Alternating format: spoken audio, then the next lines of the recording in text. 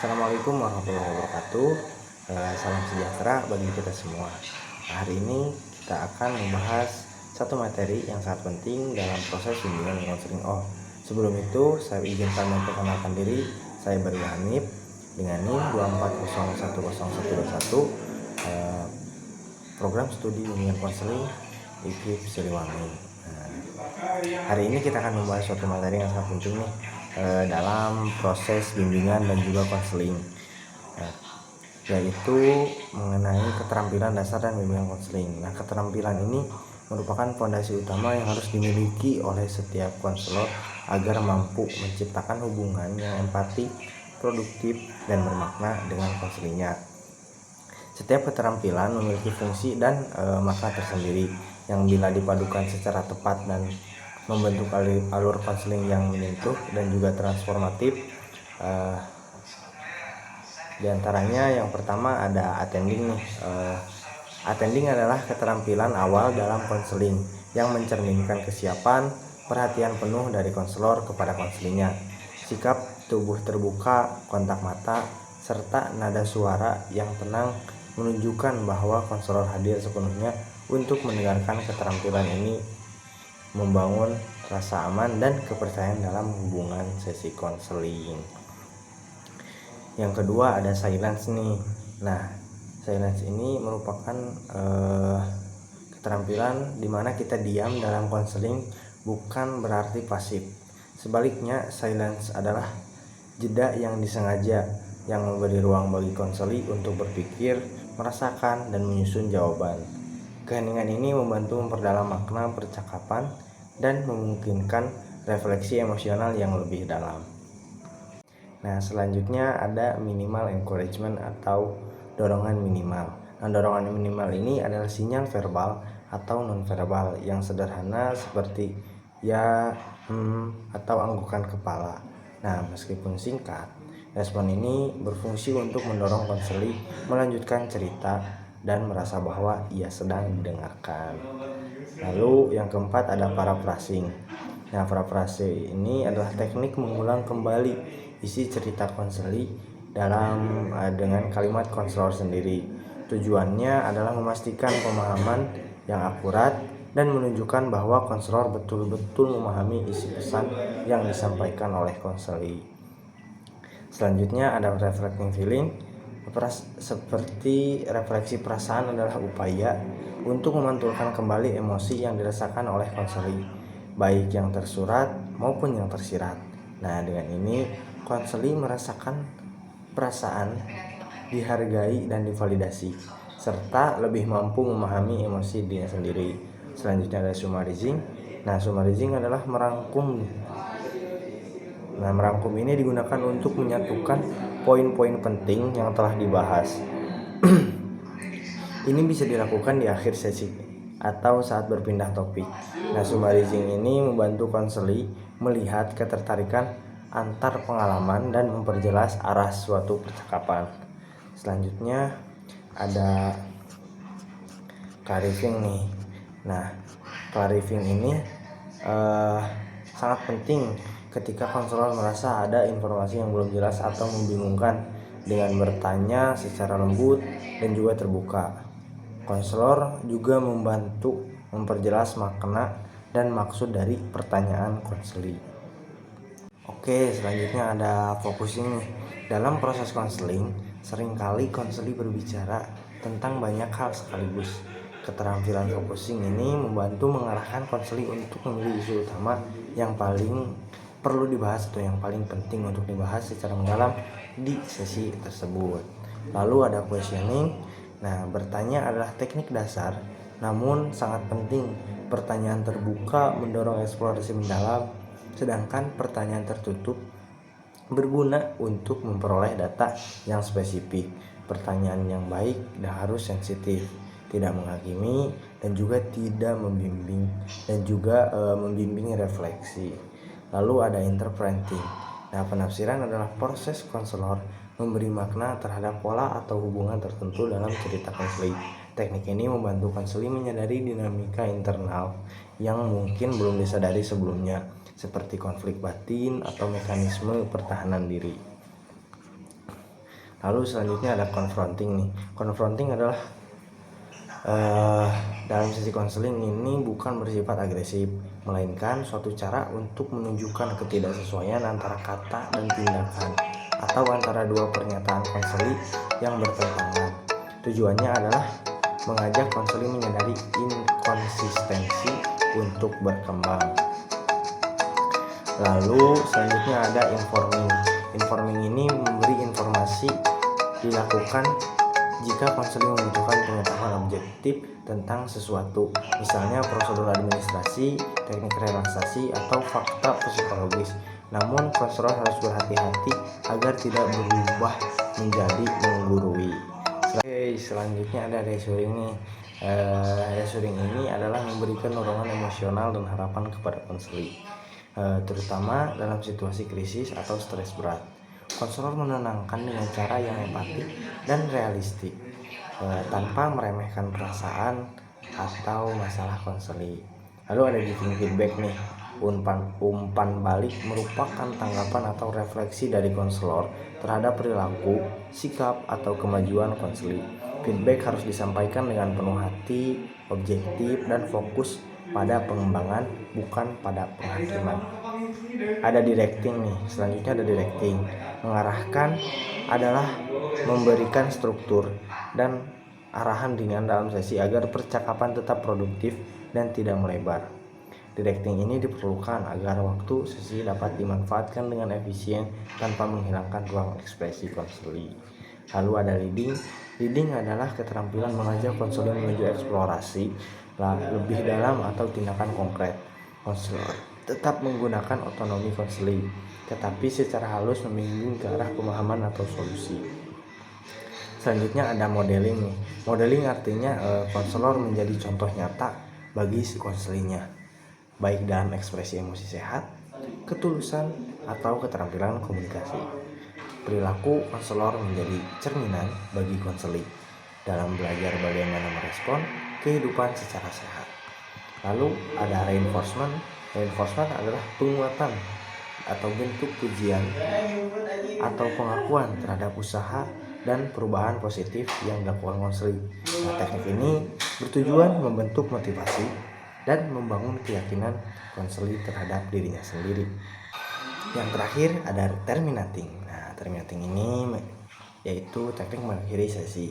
Bagian penting dari konseling terminating dilakukan dengan memberikan apresiasi, menyampaikan rangkuman perkembangan, dan mempersiapkan sesi selanjutnya. Terminating yang baik akan meninggalkan kesan positif dan mendorong kontinuitas proses konseling. Nah, untuk selanjutnya kita akan langsung ke praktek dari konseling. Selamat menonton.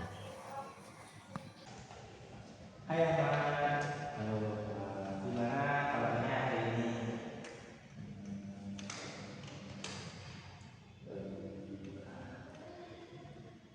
Kamu kelihatannya agak deg-degan ya?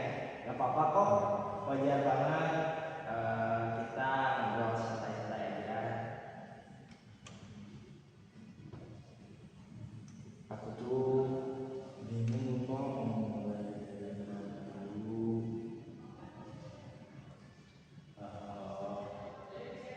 Gini deh, Bapak bantu. Sekarang apa yang sedang kamu rasain? Yang aku rasain sekarang tuh Pak, kuliah aku tuh berantakan banget. Rasanya aku tuh stres sama semua tugas dan ujian aku. Iya, coba dikit-dikit ceritanya. Rasanya tuh kayak gak bisa ngatur waktu loh Pak.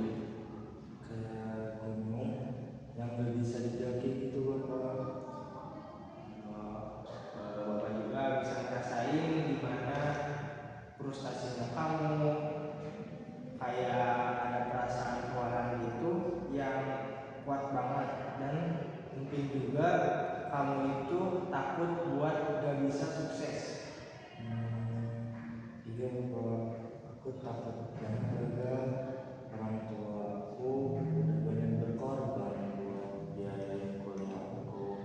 Terus rasanya tuh kayak aku tuh ngecewain mereka gitu Bapak. Wah, berat banget nih. Beban yang kamu pikul bukan cuma soal nilai, tapi juga soal rasa tanggung jawab yang sama pengorbanan orang tua kamu. Pasti itu menekan kamu banget ya. Nah, sekarang dari cerita kamu tadi, memahami kalau kamu itu lagi struggle berat sama kuliah kamu. Kamu juga overwhelmed sama jadwal dan deadline yang banyak. Iya Bapak, bener banget. Ternyata ada juga ya yang bisa ngerasain apa yang aku rasain. Dan juga kamu tadi bilang ya, kamu itu gak bisa buat atur waktu. Coba kamu jelasin lebih detailnya, gimana sulitnya mengatur waktu itu. Ya, aku tuh Bapak sering banget kayak nunda-nunda tugas. Sebenarnya tuh aku tuh tahu kalau ada tugas yang harus dikerjain tuh Pak, tapi aku tuh malah nonton film atau scroll TikTok kayak gitu Bapak. Oh, jadi kamu sering nunda-nunda tugas. Mungkin menunda-nunda tugas itu jadi salah satu masalah utamanya. Ada lagi nggak selain kamu yang susah, yang bikin kamu susah ngatur waktu? Ya, waktu itu ada juga sih Bapak kayak aku tuh susah nentuin prioritas aku. Semua tugas tuh kayak rasanya tuh sama pentingnya dan juga sama-sama ada beratnya juga Bapak. Kamu nyebutin beberapa hal tentang menunda-nunda tugas, susah prioritas, dan juga takut gagal, sama tekanan dari ekspektasi orang tua. Nah, dari semua itu, mana nih yang paling pengen kamu bahas buat sesi kali ini? Kayaknya sih Bapak lebih ke yang aku suka nunda-nunda aja deh. Soalnya kalau misalnya itu bisa diatasi, mungkin yang lain juga bisa lebih gampang.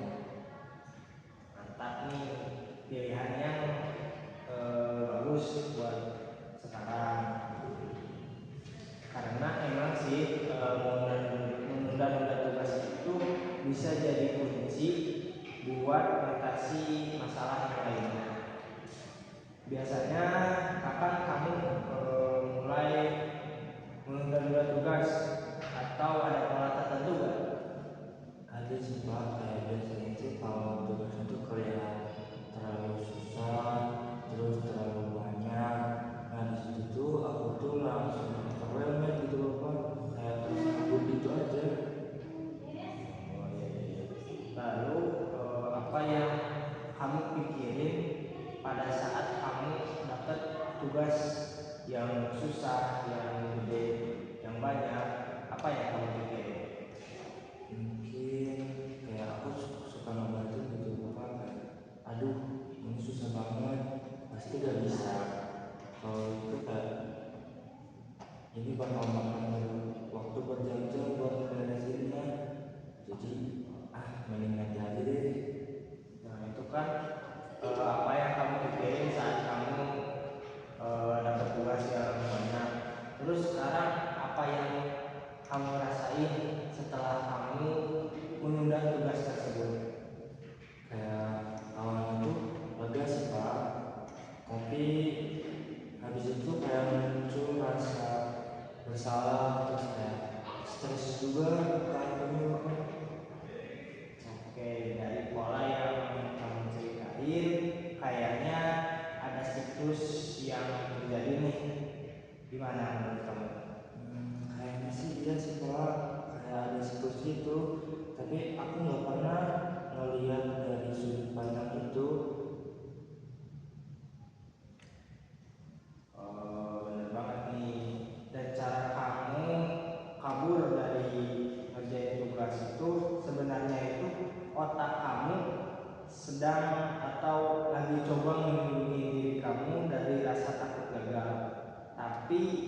malah jadi jebakan buat kamu sendiri. Nah, Bapak notice ada kontradiktif nih dari cerita kamu. Di satu sisi kamu itu takut gagal, dan juga di sisi lain kamu udah masuk kuliah dan udah sampai tahap ini.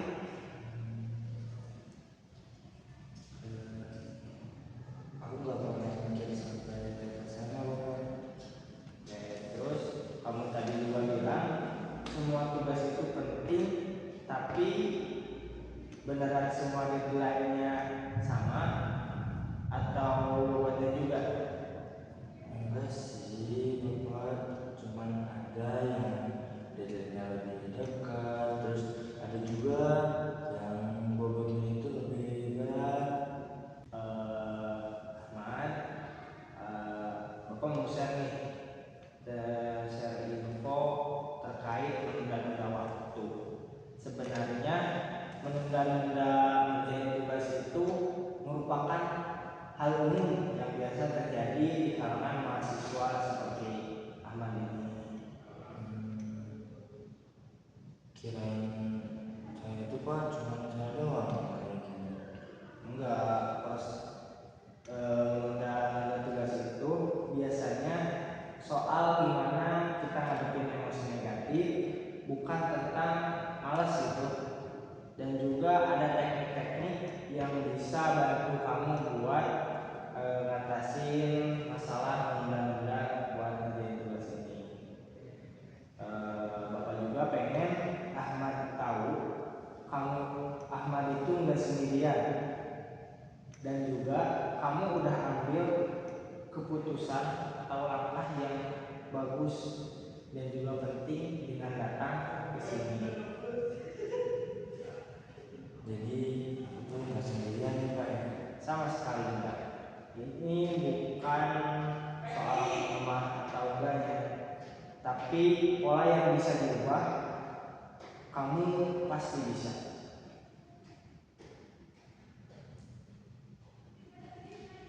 Bapak juga ngasih feedback nih ke Ahmad. Ahmad itu reflektif, jujur, dan juga punya self awareness yang bagus. Itu merupakan kekuatan buat Ahmad sendiri. Makasih Bapak. Itu bikin aku merasa agak lebih baik tentang diri aku ya. Ahmad juga merupakan seseorang yang perfeksionis, yaitu dan juga Ahmad itu peduli banget tentang kualitas, tapi kadang itu menjadi beban buat Ahmad sendiri. Gimana menurut Ahmad? Iya sih Pak, kayak gitu. Sekarang kita coba latihan kecil. Ambil salah satu tugas paling urgent dan dibagi menjadi bagian-bagian kecil, dan kamu lakuin dalam waktu 25 menit. Misal nih, ada tugas bikin esai dari mata kuliah psikologi, dibagi nih menjadi atau kamu ngerjainnya bisa referensi dulu, pendahuluan terlebih dahulu, atau bikin outline dulu. Mana nih yang akan kamu kerjain paling awal? Mungkin yang bisa referensi aja Bapak, itu lebih gampang. Keren. Sekarang kapan kamu mau ngerjain riset referensi itu? Mungkin nanti Bapak nanti sore jam 3-an di perpustakaan. Oke, mantap. Kalau muncul pikiran negatif di kepala kamu, kamu bisa bilang ke diri kamu sendiri seperti ini. Aku cuma perlu riset 25 menit. Aku bisa lakuin. Coba kamu ucapin. Aku cuma perlu 25 menit, aku pasti bisa lakuin ini. Mantap. Bapak juga punya mantra kecil nih, coba kamu dengerin dan juga ucapin ya. Aku cuma perlu buka website perpus dan cari satu referensi. Aku cuma perlu buka website perpus dan cari satu referensi. Nah, keren banget Ahmad. Kamu cepet banget ya nangkep dan juga langsung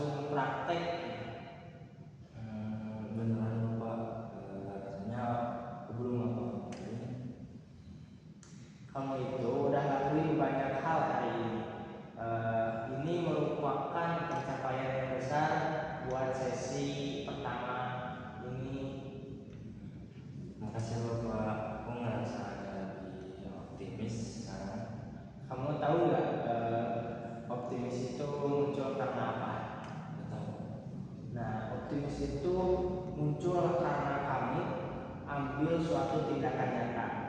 Tiap langkah kecil itu wajib atau layak buat kita hayati. Sekarang kita review. Kamu udah ngerti pola dari menunda-nunda tugas kamu, belajar teknik, punya rencana konkret buat kedepannya yang mengarahkan kamu buat masa depan kamu. Iya sih Bapak, kayak aku tuh sekarang tuh kayak ngerasa punya arah yang lebih jelas aja gitu Pak daripada tadi.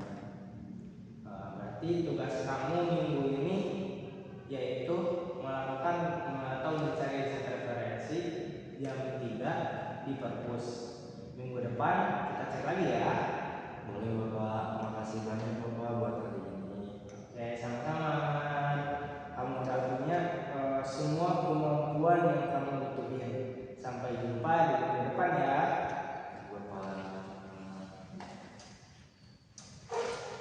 Oke, terima kasih kepada teman-teman yang sudah meluangkan waktunya. Demikianlah penjelasan mengenai materi keterampilan dasar konseling. Nah, setiap keterampilan ini bukan hanya teknik, tetapi juga cerminan dari sikap profesionalisme dan kemanusiaan seorang konselor. Dengan penguasaan keterampilan ini, konselor mampu menciptakan suasana konseling yang empatik, aman, dan memberdayakan. Terima kasih atas perhatiannya. Wassalamualaikum warahmatullahi wabarakatuh.